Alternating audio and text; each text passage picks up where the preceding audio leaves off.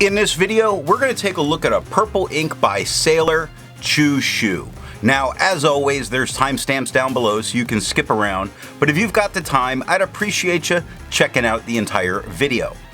Also, down in the description is a link to the purple ink playlist, so if you want to see more of them, you can find that there. I'm an ink guy, and let's get into the first writing sample done on 90 GSM Clairfontaine. No bleeding, no ghosting. The 1.1 has no feather, spread, halo sheet, or shade. The extra fine is a little bit lighter than the stub with no feather, spread, halo sheen. It does offer some nice light pepperings of shading. Throughout all of the writing, you see where the K in quick is much darker, the B in brown, the X in fox. 8 seconds to dry. The medium is the same tone as the extra fine with no feather, spread, halo sheen, that same great peppering of shading throughout, 17 seconds to dry. The scrubby for both show a tiny bit of color variation, but I think it shows up a little nicer in the writing. And the smear test, you could recover if you smeared while you were writing. To have a range of experience with this ink, all of the writing samples are done with a Jinhao 159 with a 1.1 stub, a Jinhao X450 with a medium, and a Jinhao X750 with an extra fine. Then a Retro 51 Tornado with a broad nib was inked up, used for day, and used to take the notes for this video. The next writing sample is done on 52 GSM Tomoe River. No bleeding, minor ghosting. The 1.1 has no feather, spread, halo sheen, or shade. The extra fine is lighter than the stub with no feather, spread, halo sheen, a very light peppering of shading. Only a few spots does it really show up, like the word the is a bit darker, B in brown, a K in quick, all bit darker. 15 seconds to dry. Medium is a little darker than the extra fine, nowhere near as dark as the stub with no feather, spread, halo sheen. Again, here we have a light peppering of shading. Quick goes dark to light to dark. Brown starts dark and gets light. 24 seconds to dry. The scrubby for both don't really show the color variation. It shows up a little nicer in the writing. And the smear test, I do not think you could recover if you smeared while you were writing. I agree with Vita. There's a lot to learn by doing multiple chromatographies. The one on the left is done the way it's supposed to be done. A line of ink is put down and then it's put into water for 10 to 15 seconds. And it's interesting because it's a very green leaning tone down on the bottom. I want to actually call it a green leaning gray, but we'll just let it be green at the moment. That's starting to form a line at the bottom and pushing its way up, and then we get this very nice purple. Now at the top, when that purple gathers, it's very dark, almost like it's a black that we would see frequently at the top of the blue-black chromatographies. The one on the right is let dry for 10 minutes before it's put into water, and all of the green stayed down in the bottom. It didn't move up. We see this purple moving up, and this is where I actually think this is a kind of black component similar to what we see in the blue-black inks, and I believe that that's there. I think we have 3 different elements making up this ink. I do expect that it may be a bit resistant, though. The next writing sample is done on 80 GSM Rhodia dot pad. No bleeding, no ghosting. The 1.1 has no feather, spread, halo sheen, or shade. The extra fine is lighter than the stub with no feather, spread, halo sheen, a nice peppering of shading throughout all of this writing.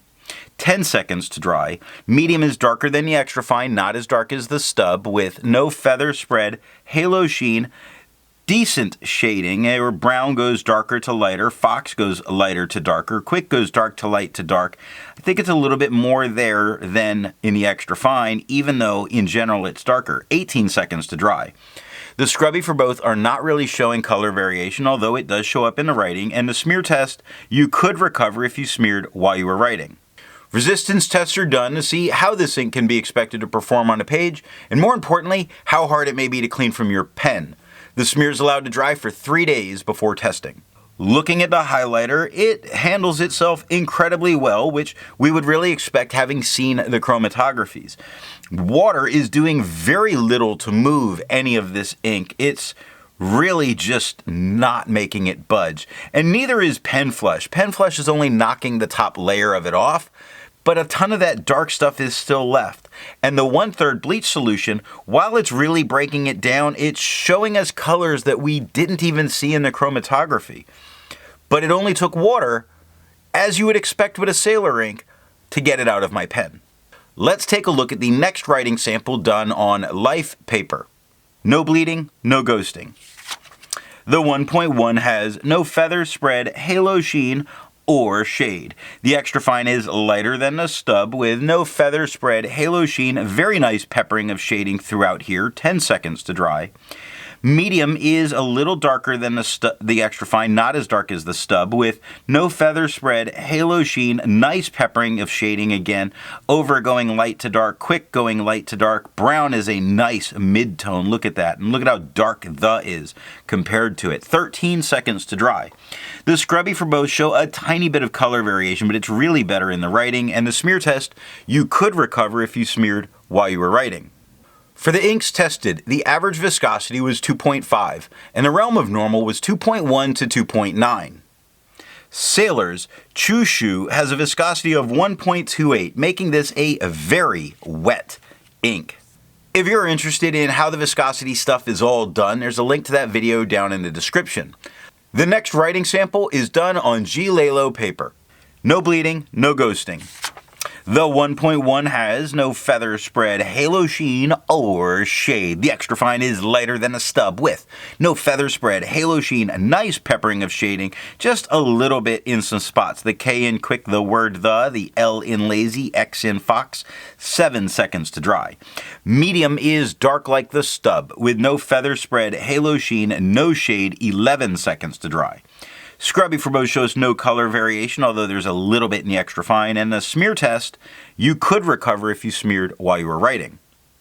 For the inks tested, the average dry time was 17 seconds, and the realm of normal was 13 to 21 seconds.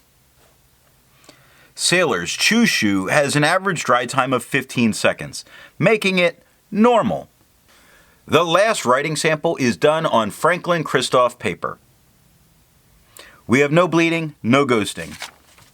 The 1.1 has no feather spread, halo sheen, or shade. The extra fine is quite a bit lighter than the stub with no feather spread, halo sheen, no shade, and 6 seconds to dry. Medium is the same tone as the stub with no feather spread, halo sheen, no shade, and 9 seconds to dry. Scrubby for both shows no color variation because there is none in the writing, and the smear test you could recover if you smeared while you were writing. Instead of finding inks that look like Sailor's Chu Shu, I would prefer to find an ink that complements its color on the page. I decided to go with a very nice pink ink by Diamine, their Flamingo pink, because I thought it would really help to brighten this up. Now, if you'd prefer a different complement color, then there's links to that down in the playlists. So what do I think of Sailor's Chu Shu? This is a nice dusty purple that can look better in lighter tones over the darker tones. In general, the writing is much lighter than the swatch. Swatch lies. When you shop for inks, you have to look at the writing over the swatch, not the swatch itself, to truly see what a color looks like. So what nib and pen are going to give the best writing experience with this ink? I didn't care for the flat, darker tone that really showed off its dustiness, which for this one wasn't for me, that I got from a wet, broad pen. It just didn't do anything for me. Now, a medium to dry flow, medium or fine nib really puts down a nice color on the paper and gives you that great peppering of shading.